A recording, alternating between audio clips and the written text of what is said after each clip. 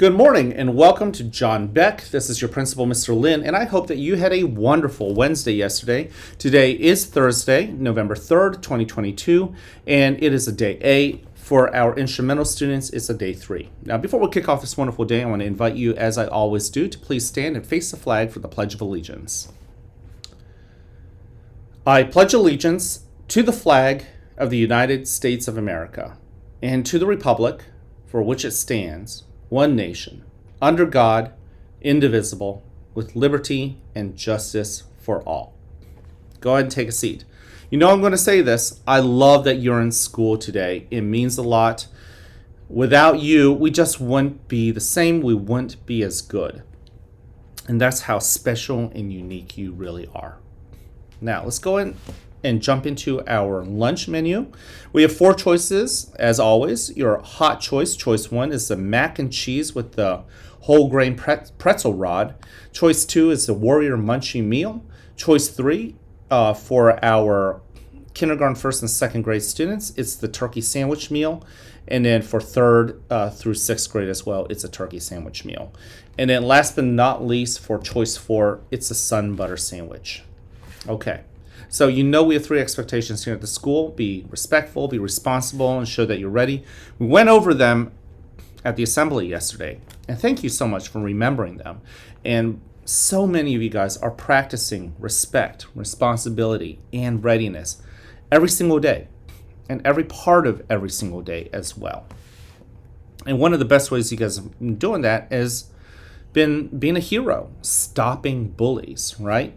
And I love that we talk about heroes in that sense because very earlier in the year, you may or may not remember, I talked about being a hero in somebody's story, right? Once again, with 400 kids here at the school, there are 400 some stories happening at this moment. I've got a story happening, you've got a story happening, and it's the very beginning of this day's story. And the people around us are going to be characters in those stories. Sometimes they're background characters. But for all the ones that you actually interact with, that you talk with, they're either going to be heroes or they're going to be villains. I really want you to choose to try to be a hero in everybody else's story. That's important. I'm talking to you kindergartners. I'm talking to you first graders, second, third, fourth, fifth. Yes, you sixth graders. It's important that we make the decision now to be a hero in somebody else's story. And it would be really nice if we can make it through the whole day and the only characters that we ever met at the end of the day when we look back at our story are heroes. Now, there are times when even heroes and great people are going to disagree. That doesn't mean that one automatically turns into a villain, right? You have 2 heroes, 2 good people disagreeing about something. Maybe one friend wants to do something at recess, the other one wants to do something else. You disagree, but you need each other.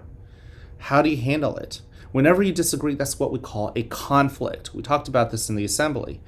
And this month in November, we're going to talk about different ways to resolve conflicts. One of the first things I encourage everybody to do, and we also did this in the assembly, is just take a breath. And that's all we're going to do today. We'll talk about all the other ways that we can handle conflict resolution, but it starts with a breath. Why a breath? We breathe all the time. When you're sleeping, you're breathing. Sometimes you don't have to think about it. Most of the time, you don't have to think about it, and you're naturally breathing. It's something that is so amazing, but it also gives us life. If I didn't breathe, well, that would be pretty tragic. Every breath matters, and have you really thought about how amazing each breath really is? You see, now all of a sudden, all the conflicts, all the disagreements out there kind of get put to a side. And there's actually something amazing happening right here. So I want to invite you to just take a seat, get yourself in a comfortable position, and just like we did yesterday in the assembly, I want you to follow me. Take a breath in through your nose, but slowly fill your belly full of air. And even slower, let it out through your mouth. If you didn't truly experience that breath, let's do it again. This time, put your brain on your breath. Follow your breath. In fact, think about that moment when you stop breathing in and you pause before you begin to breathe out. Let's do this, okay? Breathe in. Fill your belly full of air. And then as you let it out, notice the warmth of that breath through your mouth. Notice your shoulders relaxing. Hey, notice your body just fitting into the chair. Each breath is a blessing. For younger kids, honestly older kids, one thing that you could do is do what we call the candle and the flower breathing method.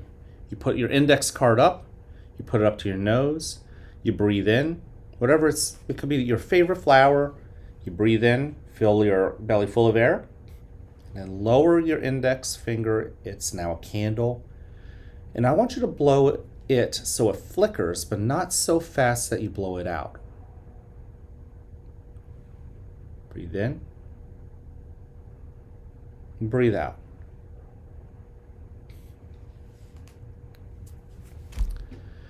Why do we do this?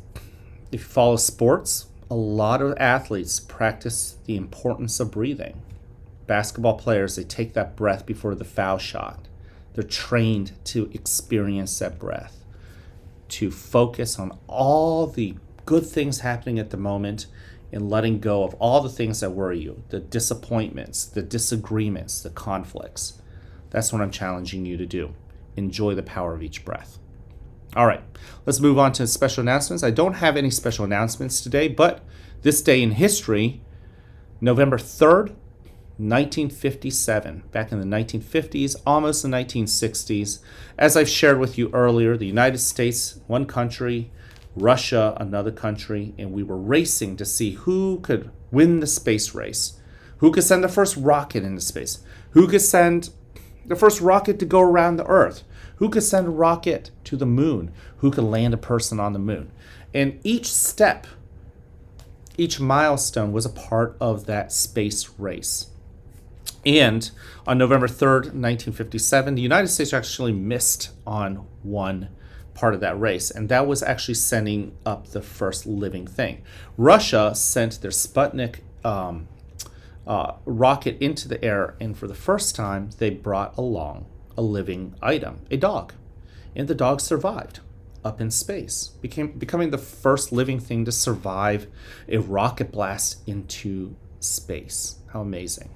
Now, the U.S., of course, caught up. We ended up sending our animals up, and the space race continued until 1969, when the United States landed on the moon. And it was our astronauts, our American astronauts, that landed and came out and set foot on the moon for the first time in the history of mankind.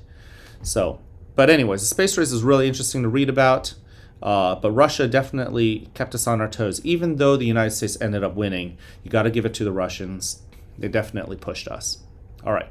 Now, in case nobody has told this to you, I love you, I care about you. I'm here to encourage you. Spread the message. You know how to do it. I can't wait to see you guys around. Have a wonderful Thursday.